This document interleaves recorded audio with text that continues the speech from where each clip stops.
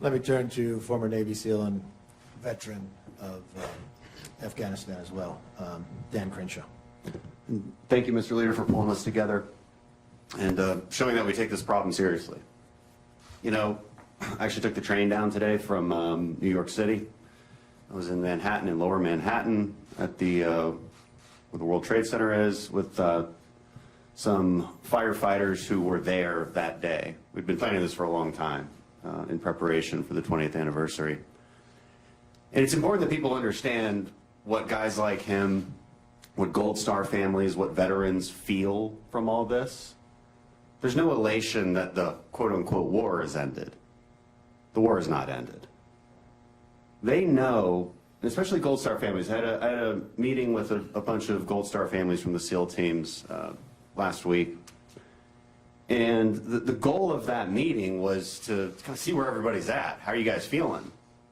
And it turned out there was no existential questions about whether their son or their husband had died in vain. That was the worry, that people feel like our sacrifices were made in vain. But nobody actually had that opinion. Everybody knew, no.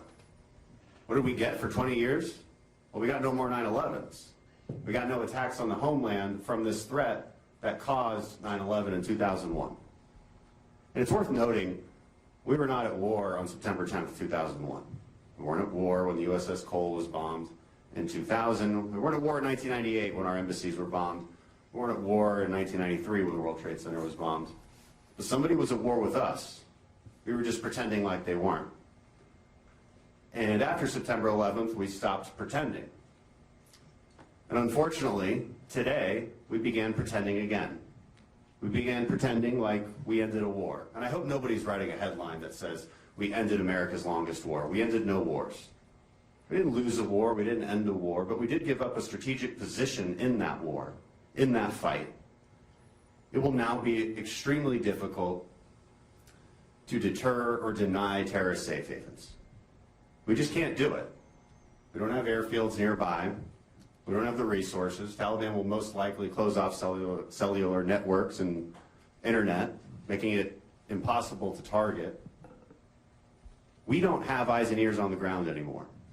And the homeland is now at more risk than it has been in 20 years. And don't take my word for it, you can take the intel community's word for it.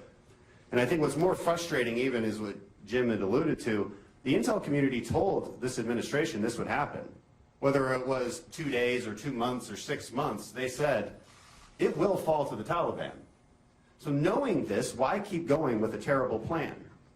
Why keep going with a plan that has no evacuation plan, no plan for the equipment left behind?